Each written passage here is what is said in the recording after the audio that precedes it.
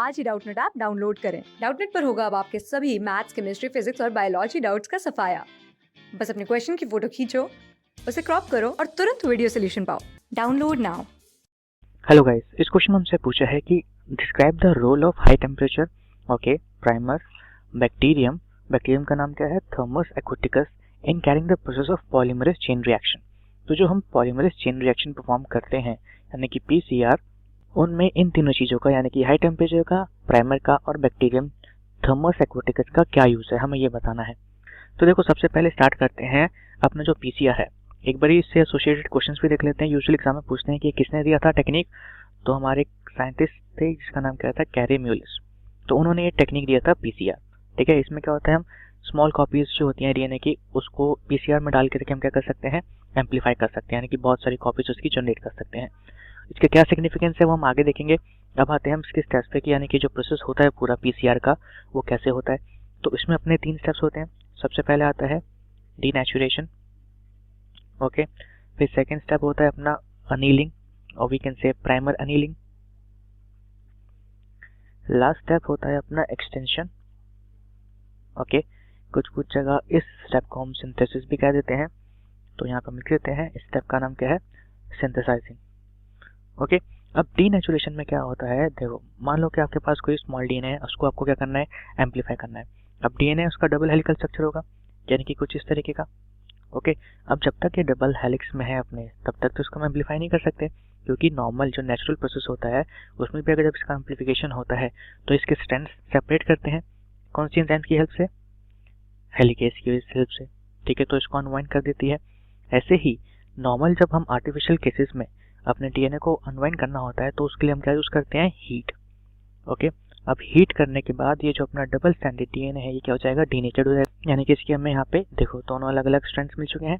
अब ये डीनेचुरेशन के लिए क्वेश्चन आता है एग्जाम में कि डीनेचुरेशन ऑफ डीएनए कितने टेम्परेचर पे होता है, तो ये 95 डिग्री सेल्सियस पे होता है, ओके। अब डीनेचुरेशन के बाद सेकेंड प्रोसेस अपना क्या होता है, अनीलिंग। अनीलिंग में क्या होता है, अपने प्राइमर्स, ओके। यहाँ पे हम लिख देते हैं प्राइमर्स। अब प्राइमर्स क्या होते हैं अपने, they are short strands of, इसके यहाँ पे हम लिख देते हैं, दे आर शॉर्ट स्ट्रैंड्स, ठीक है, किसके, सिंगल स्ट्रैंडेड डीएनए के, ओके। और ये जो अपना शॉर्ट स्ट्रैंड होता है या कह सकते हैं जो प्राइमर होता है ये कॉम्प्लीमेंट्री होता है, ठीक है। जिस जगह इसको अटैच करना होता है, यानी कि उस बेसिस से जहाँ पे इसको अटैच करना होता है उसके कॉम्प्लीमेंट्री होता है। इसकी लेंथ कितनी होती है, एग्जाम में पूछते हैं, it is usually we can say approximately equal to 15 to 13 nucleotides, ठीक है। तो यहाँ पे आ गया, देखो सेकंड स्टेप था अपना एनीलिंग। अब एनीलिंग के टाइम पे क्या होता है, अपना टेम्परेचर थोड़ा कम हो जाता है, तो हमसे टेम्परेचर जो होते हैं हर स्टेप के पूछते हैं एग्जाम में। एनीलिंग के टाइम पे टेम्परेचर होता है अपना कितना, 55 डिग्री सेल्सियस। अब यहाँ पे हम देख सकते हैं ये पी क्या है, अपने प्राइमर से, ओके। तो एनीलिंग के टाइम पे हम क्या करते हैं, डीएनए प्राइमर्स डालते हैं, डीएनए पॉलीमरेज, और कौन सा पॉलीमरेज है, tag polymerase, normal DNA polymerase नहीं है, ठीक है। और फिर हम क्या डालते हैं यहाँ पे, डीएनटीपीस, यानी कि डीऑक्सी फॉस्फेट जो होते हैं अपने एडिनोसाइन ट्राइफॉस्फेट या ग्यूनाइन ट्राइफॉस्फेट, ठीक है। यहाँ पे क्या अपना साइटोसाइन ट्राइफॉस्फेट, और ये है अपना थायमिन ट्राइफॉस्फेट। तो इन सबको हम डालते हैं और इसके बाद अपना प्रोसेस होता है किसका, अनीलिंग का स्टार्ट। अब यहाँ पे हमने नॉर्मल डीएनए पॉलीमरेज यूज क्यों नहीं किया, टैग पॉलीमरेज ही क्यों यूज किया, ठीक है। और प्राइमरी का क्या रोल है अब हम देखेंगे इस अनीलिंग वाले स्टेप में, ओके। तो सबसे पहले हम प्राइमर से स्टार्ट करते हैं। देखो प्राइमर का मेन रोल है, ये प्रोवाइड करता है क्या, फ्री 3OH ग्रुप, ओके। अब फ्री 3OH ग्रुप क्यों प्रोवाइड करता है, क्योंकि इसी फ्री OH ग्रुप से हमारे अटैच होंगे क्या, डीएनटीपीस, ठीक है। और इनको अटैच कौन करेगा, अपना पॉलीमरेज। तो पॉलीमरेज का क्या रोल है, यहाँ पे अपना नॉर्मल पॉलीमरेज क्यों नहीं यूज कर रहे हैं, हम टैग पॉलीमरेज क्यों यूज कर रहे हैं, ओके। तो देखो यहाँ पे लिखा है टैग पॉलीमरेज। अब जैसे कि ऊपर क्वेश्चन में हमें दे रखा है, ये जो पॉलीमरेज होता है हमें किससे मिलता है, बैक्टीरियम थर्मस एक्वाटिकस से, ठीक है।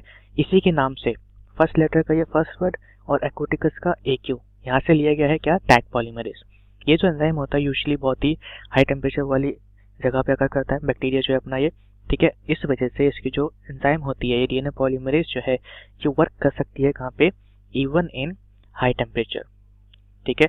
जो अपनी नॉर्मल एंजाइम होती है, नॉर्मल डीएनए पॉलीमरेज होती है, ठीक है, वो क्या करती है, हाई टेम्परेचर पे डीनेचर कर जाती है। लेकिन टैग पॉलीमरेज के साथ ऐसा नहीं है, ये जो अपनी पॉलीमरेज है ये हाई टेम्परेचर पे भी वर्क कर सकती है।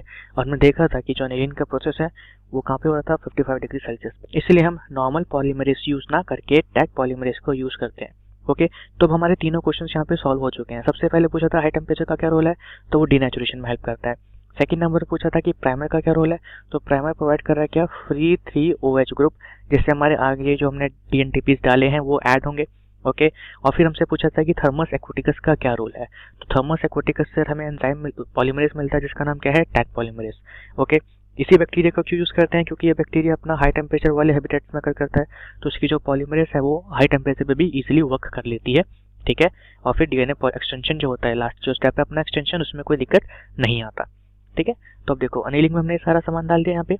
अब क्या हो रहा है लास्ट फाइनल स्टेप में, सिंथेसाइजिंग का स्टेप। ठीक है, यहाँ पे हम देख सकते हैं कि अपने DNTPs ऐड होते जा रहे हैं और यहाँ पे DNA का स्ट्रैंड सिंथेसाइज हो रहा है। और फाइनली यहाँ पे हमें क्या मिल गया, एक्सटेंशन के एंड पे एक नया DNA का कंप्लीट स्ट्रैंड। अब आगे क्या होगा, ये 4 स्ट्रैंड्स यहाँ पे आ चुके हैं, ये 4 स्ट्रैंड्स फिर से डीनेचर्ड होंगे। ठीक है, फिर से इसमें अनिलिंग होगा, फिर से एक्सटेंशन होगा।